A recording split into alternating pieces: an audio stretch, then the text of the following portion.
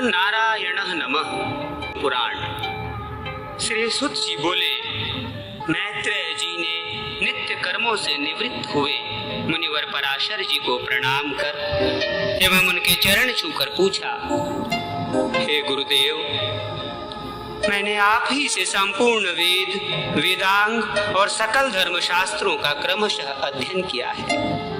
हे मुनिश्रेष्ठ, आपकी कृपा से मेरे विपक्षी भी मेरे लिए ये नहीं कह सकेंगे कि मैंने संपूर्ण शास्त्रों के अभ्यास में परिश्रम नहीं किया।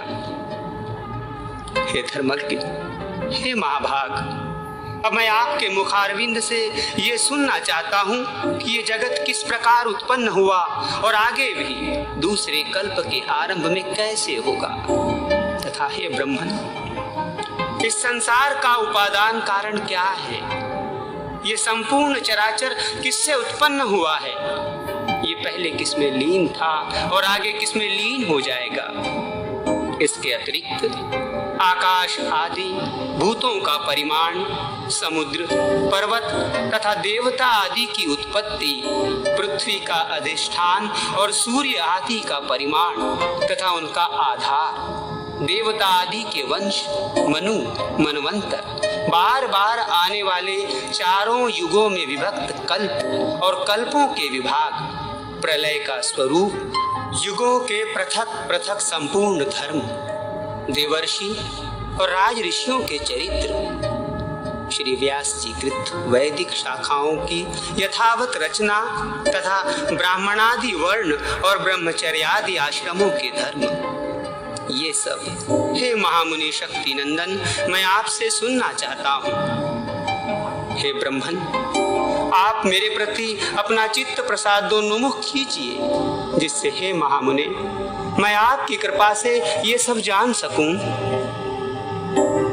श्री पराशर जी बोले, हे धर्मज्ञ मैत्रेय, मेरे पिताजी के पिता श्री वशिष्ठ जी ने जिसका वर्णन किया था, उस पूर्व प्रसंग का तुमने मुझे अच्छा स्मरण कराया। इसके लिए तुम धन्यवाद के पात्र हो। हे मैत्रेय, जब मैंने सुना कि पिताजी को विश्वामित्र की प्रेरणा से राक्षस ने खा लिया है, तो मुझको बड़ा भारी क्रोध हुआ। तब राक्षसों का ध्वंस करने के लिए मैंने यज्ञ करना आरंभ किया। उस यज्ञ में सैकड़ों राक्षस जलकर भस्म हो गए। इस प्रकार उन राक्षसों को सर्वथा नष्ट होते देख मेरे महाभाग पितामह वशिष्ठ जी मुझसे बोले, हे वत्स, अत्यंत क्रोध करना ठीक नहीं, अब इसे शांत करो। राक्षसों का कुछ भी अपराध नहीं, तुम्हारे पिता के लिए तो ऐसा ही होना था। क्रोध तो मूर्खों को ही हुआ करता है, विचारवानों को भला कैसे हो सकता है? भैया, किसको कौन मारता है भला? पुरुष स्वयं ही अपने किए का फल भोगता है। हे प्रियवर, ये क्रोध तो मनुष्य के अत्यंत कष्ट से सज्जित यश और तप का भी प्रबल नाशक है। हे तात, इस लोक और परलोक दोनों को बिगाड़ने वाले इस क्रोध का महर्षिगण सर्वदा त्याग करते रहे हैं, इसलिए तू इसके वशीभूत मत हो। अब इन बेचारे निरपराध राक्षसों को दग्ध करने से कोई लाभ नहीं। अपने इस यज्ञ को समाप्त करो। साधुओं का धन तो सदा क्षमा ही है। महात्मा दादाजी के इस प्रकार समझाने पर उनकी बातों के गौरव का विचार करके मैंने वो यज्ञ समाप्त कर दिया। इससे मुनिश्रेष्ठ भगवान वशिष्ठ जी बहुत प्रसन्न हुए। उसी समय ब्रह्मा जी के पुत्र पुलत्स्य जी वहां आए। हे मैत्रेय, पितामह वशिष्ठ जी ने उन्हें अर्घ दिया।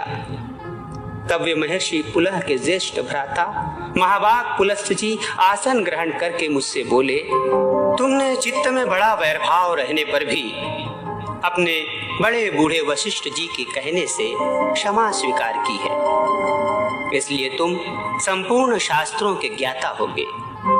हे महाभाग, अत्यंत क्रोधित होने पर भी तुमने मेरी संतान का सर्वथा मूलोच्छेद नहीं किया, अतः मैं तुम्हें एक और उत्तम वर देता हूँ। हे वत्स, तुम पुराण संहिता के वक्ता होगे और देवताओं के यथार्थ स्वरूप को जानोगे तथा मेरे प्रसाद से तुम्हारी निर्मल बुद्धि प्रवृत्ति और निवृत्ति, भोग और मोक्ष के उत्पन्न करने वाले कर्मों से निसंदेह हो जाएगी।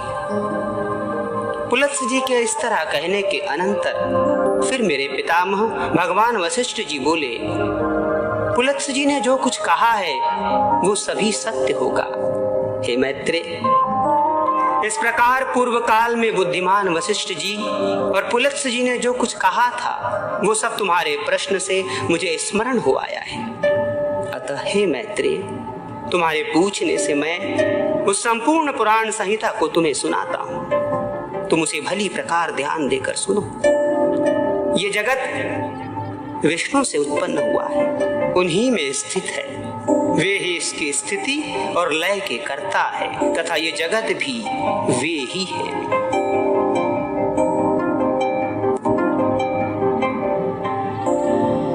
चौबीस तत्वों के विचार के साथ जगत के उत्पत्ति क्रम का वर्णन और विष्णु की महिमा।